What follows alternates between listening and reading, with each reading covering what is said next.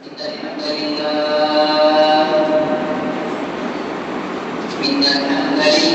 نحمده ونستعينه ونستغفره ونؤمن به ونتوكل عليه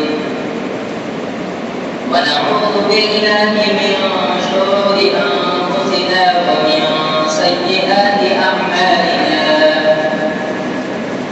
من يهده الله فلا مضل له ومن يضلل فلا هادي له ونشهد أن لا إله إلا الله وحده لا شريك له ونشهد أن محمدا عبده ورسوله أما بعد فإن خير الحديث كتاب الله وخير الهدي هدي محمد صلى الله عليه وسلم وشر الأمور محدثاتها وكل محدثة بدعة وكل بدعة ضلالة كل ضلالة في النار.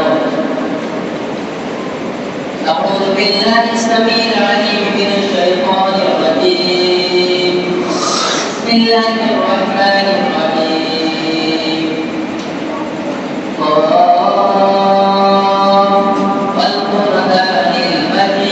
المجيد بل عجبوا أن جاءهم منذر منهم فقال الكافرون هذا شيء عجيب أإذا متنا وكنا ترابا ذلك رجع بعيد قد علمنا ما تنقص الأرض منهم وعندنا كتاب حفيظ بل كذبوا بالحق لما جاءهم فهم في أمر مريج أفلم ينظروا إلى السماء فوقهم كيف بنيناها وزيناها وما لها من فروج والأرض مددناها وألقينا فيها رواسي وأنبتنا فيها من كل زوج بديج تبصرة وذكرى لكل عبد منيب ونزلنا من السماء ماء مباركا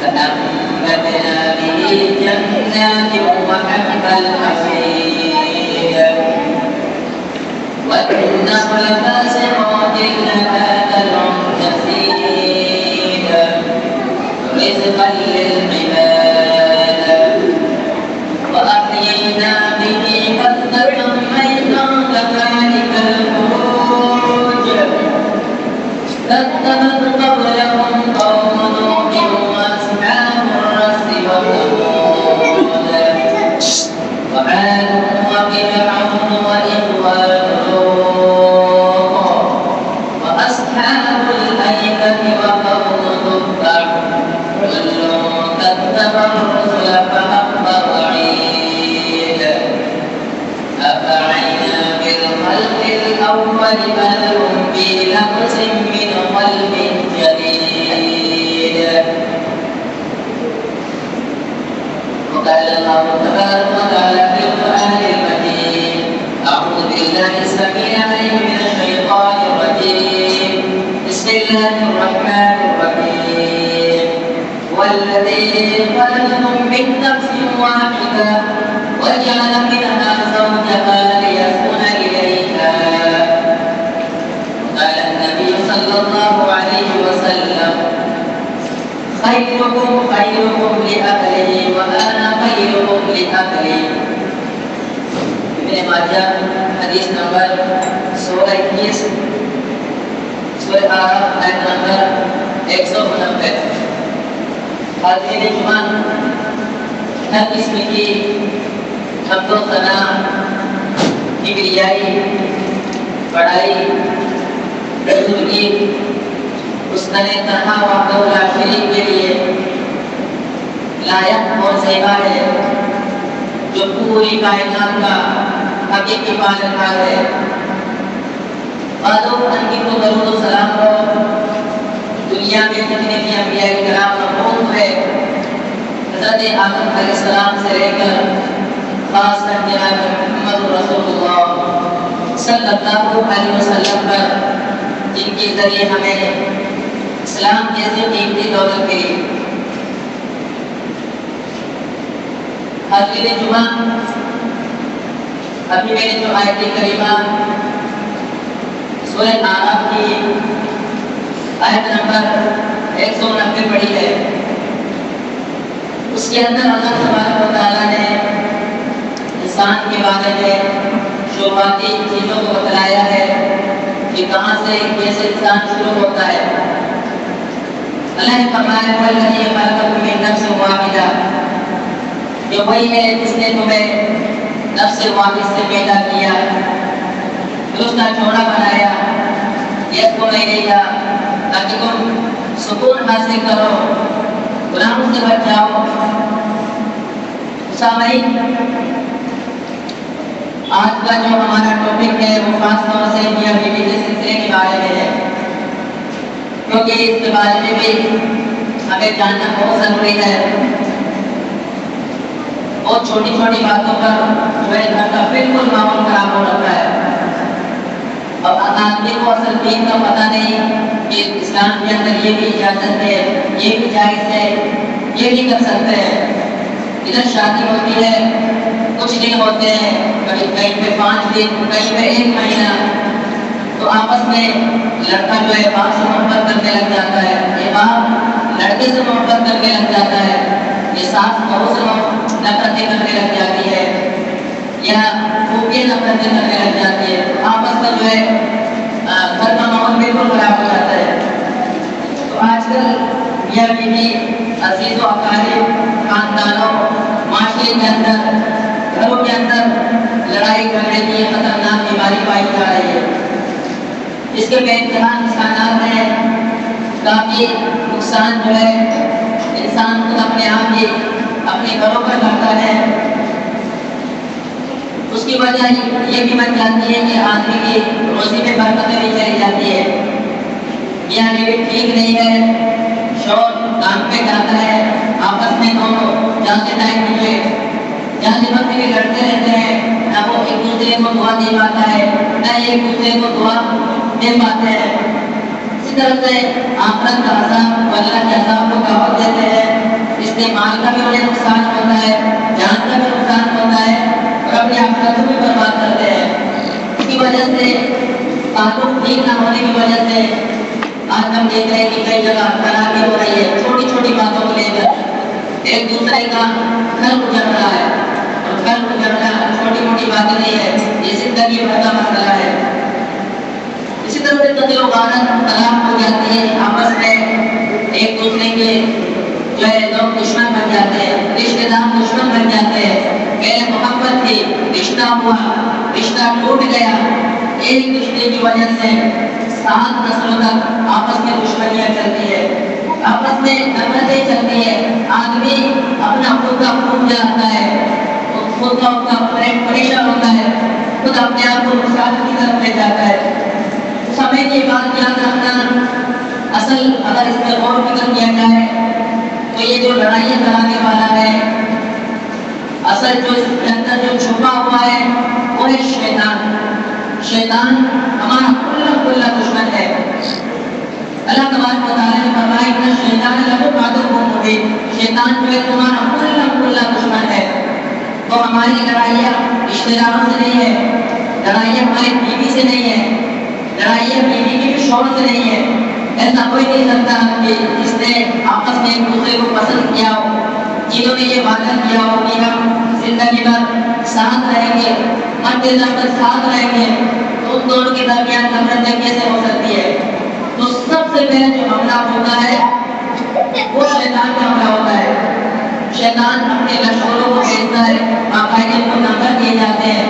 اگر آدمی ان میں سے کسی کو قتل کروا دیتا ہے، کوئی جھوٹ بولوا دیتا ہے، کوئی شراب پلوا دیتا ہے، زنا کروا دیتا ہے، تو شیطان اس سے اتنا خوش نہیں ہوتا، اس کو اتنے نمبر نہیں ملتے جتنا خوش شیطان آپس میں میاں بیوی کو لڑانے سے، آپس میں جھگڑا کرانے سے خوش ہوتا ہے۔ اس اپنے شاگرد کو پورے کے پورے نمبر دیتا ہے جو آپس میں میاں بیوی کو لڑا دیتا ہے۔ اس ہمیں حاضرین جمعہ حقوق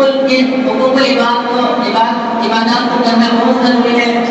ان میں سے میاں بیوی کے بھی حقوق کو کرنا بہت ضروری ہے۔ یہ ہمارے معاشرے کی بنیادی اکائی ہے۔ اگر میاں بیوی ٹھیک رہیں گے تو دو رشتے دار ٹھیک رہیں گے، دو خاندان آپس میں ٹھیک رہے گا۔ اگر میاں بیوی بگڑ گئے تو بچوں کی پرورش خراب ہوگی، دو خاندان خراب ہو جائیں گے، آپس میں نفرتیں ہوگی، لڑائیاں ہوگی، آنے والی نسلیں خراب ان سے نکلے گی۔ شریعت اسلامیہ نے ہمیں کیا تعلیم دی ہے، ہمیں کیا سبق پڑھایا ہے کہ ہم کس چیز پہ عمل کر لیں اور میاں کے کیا حقوق ہیں، بیوی کے کیا حقوق ہیں۔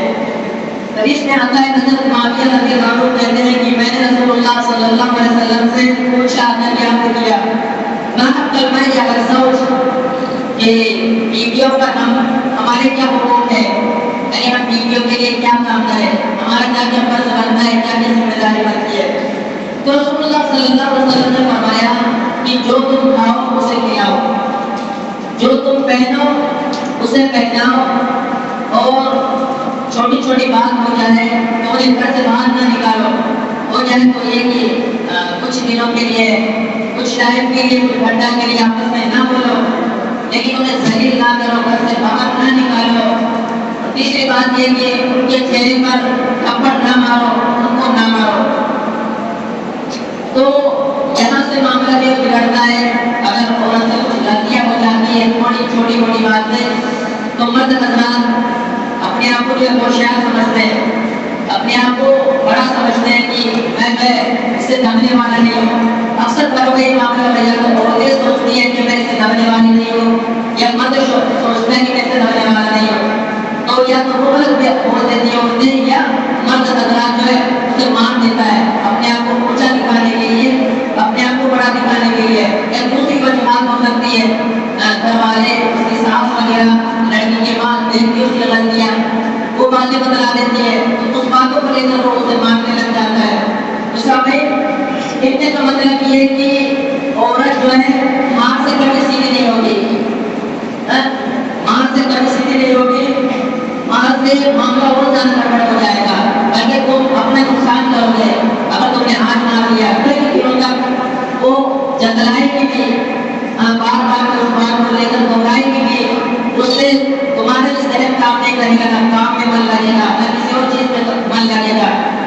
دلیل اس کے بارے میں رسول اللہ صلی اللہ علیہ وسلم نے فرمایا، صحیح بخاری کی روایت ہے، حدیث نمبر 3331 کے اندر رسول اللہ صلی اللہ علیہ وسلم نے فرمایا کہ عورت جو ہے تیری بس کی ذمہ داری گئی ہے، اگر تم اس کو پورا سیدھا کر دو گے تو یہ ٹوٹ جائے گی، اگر اس کو ایسے ہی چھوڑ دیا تو یہ باقی کی ٹیڑھی کی ٹیڑھی رہے گی۔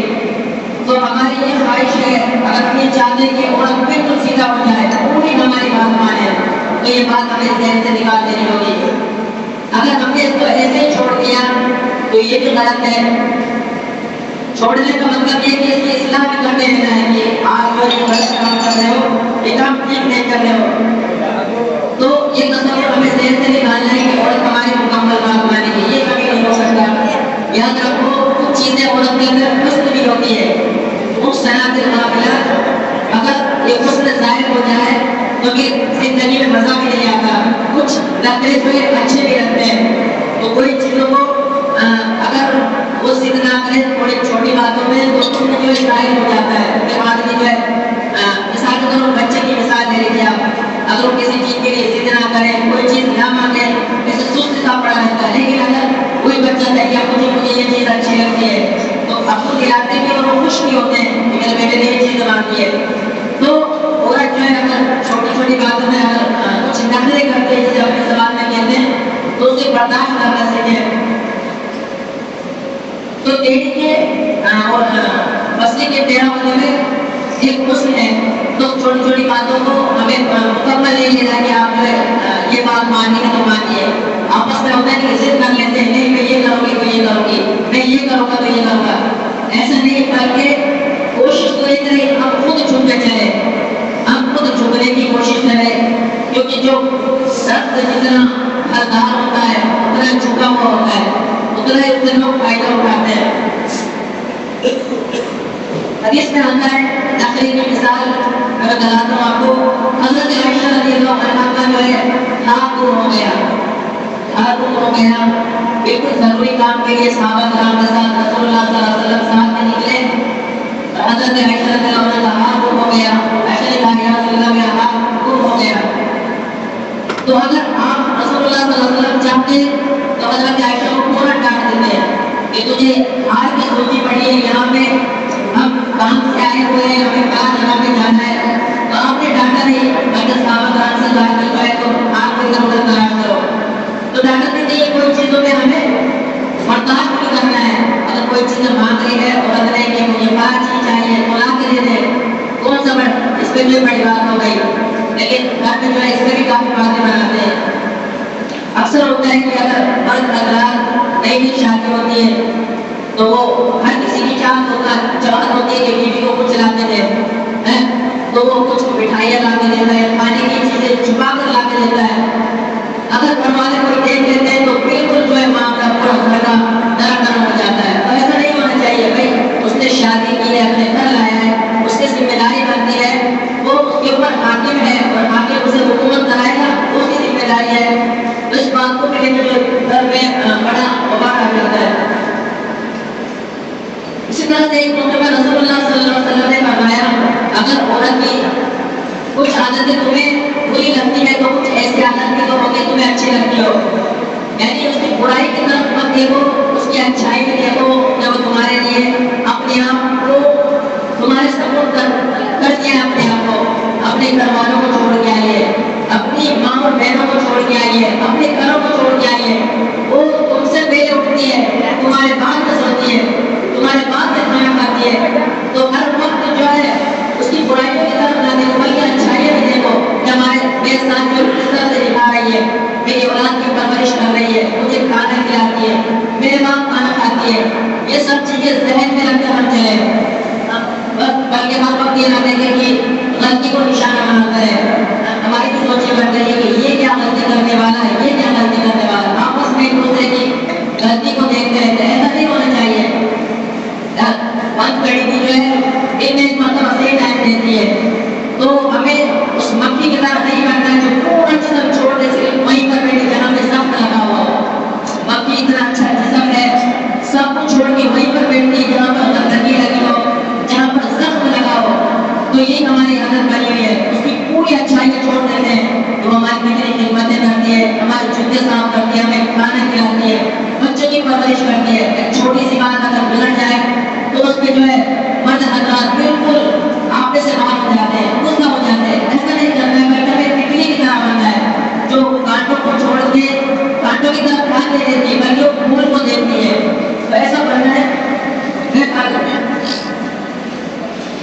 رسول اللہ صلی اللہ علیہ وسلم نے فرمایا خیرکم لأہلہ وانا خیرکم لأہلی, کہ تم میں سب سے بہتر وہ ہے جو اپنے اہل و عیال کے ساتھ بہتر ہو, اور تم میں سب سے بہتر میں ہوں جو اپنے اہل و عیال کے ساتھ بہتر ہو. تو آپ صلی اللہ علیہ وسلم نے اپنے اہل کے ساتھ جو حسن سلوک کیا اس پر تاریخ گواہ ہے.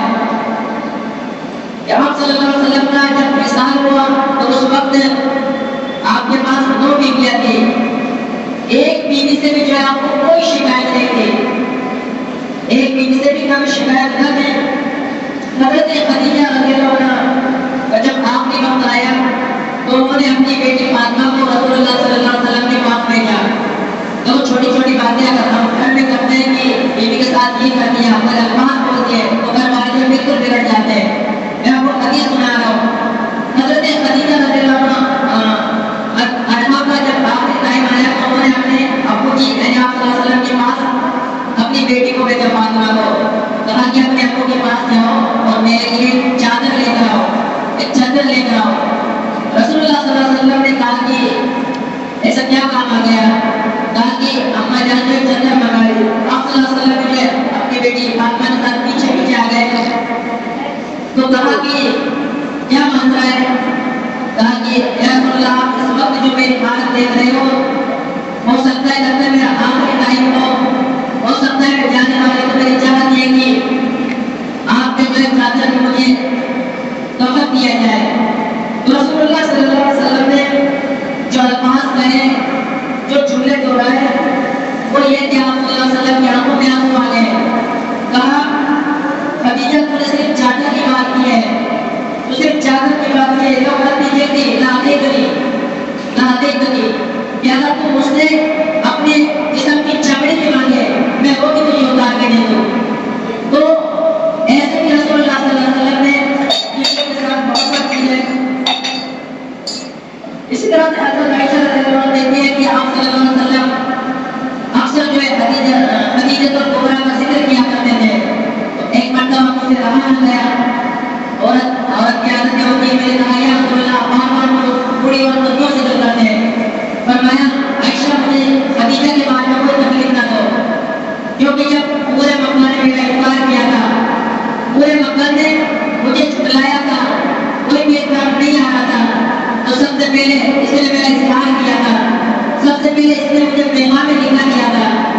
تو آپ صلی اللہ علیہ وسلم نے بیویوں کا ذکر کیا ہے.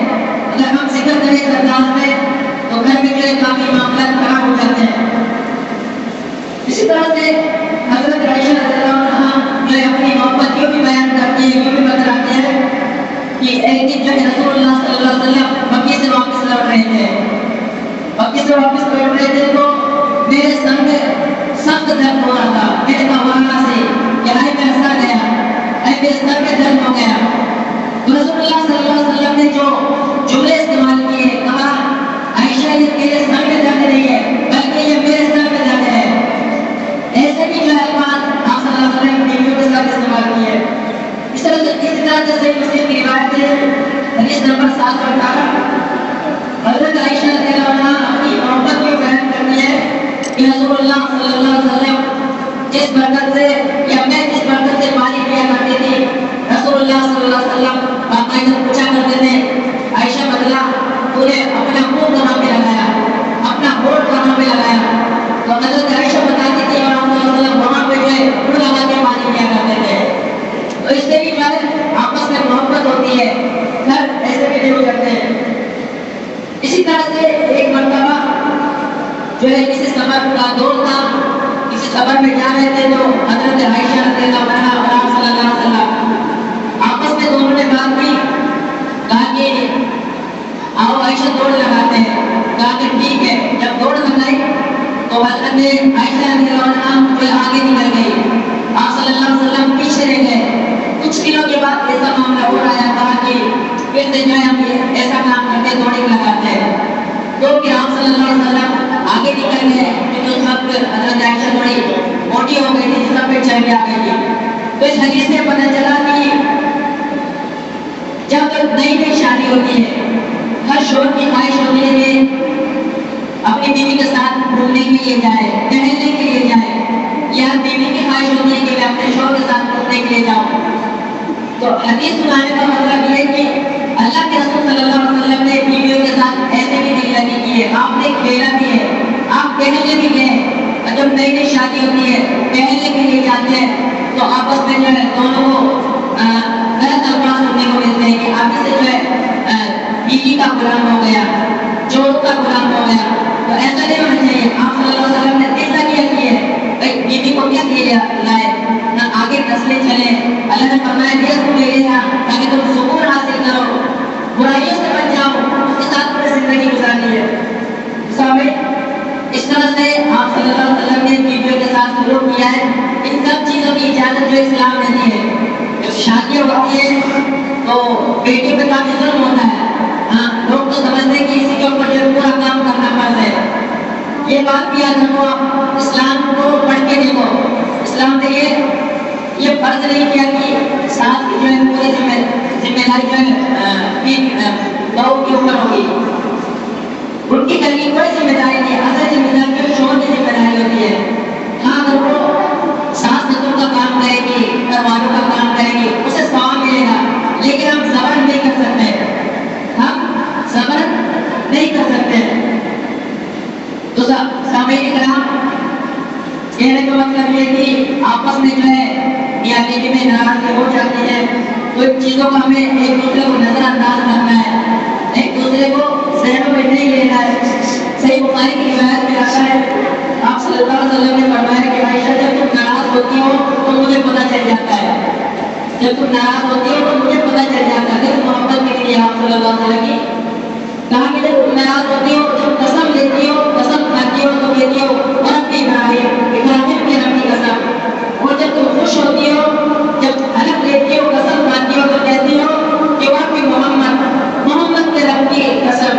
تو حضرت عائشہ کہتی ہے کہ آپ نے اللہ اس وقت کہ یا رسول اللہ میں آپ کا نام ہی تو چھوڑتی ہو بلکہ محبت تو جو ہے دلوں میں آپ کی رچی ہوئی ہے، آپ کی بسی ہوئی ہے.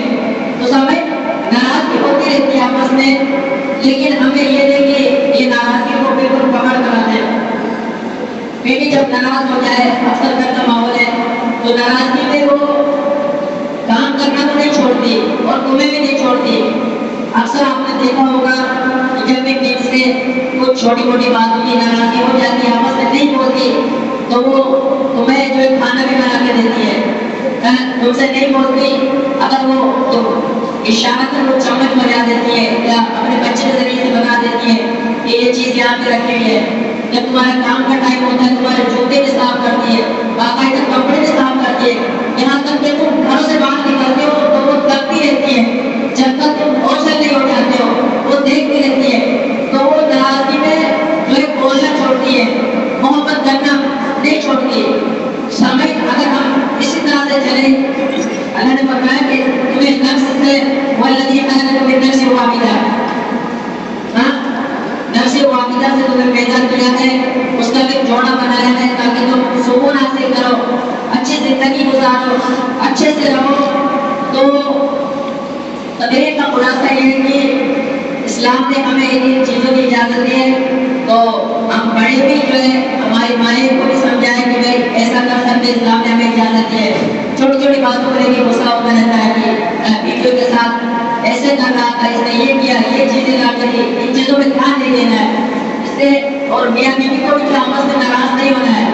ہم خود اپنا جو ہے نقصان کر رہے ہیں، آپس میں ایک دوسرے کی دعا بھی نہیں لے رہے ہیں، اس سے اللہ تعالیٰ بھی ناراض ہوتا ہے اور شیطان بہت زیادہ خوش ہوتا ہے. اللہ سے دعا کہ اللہ تبارک و تعالیٰ ہمیں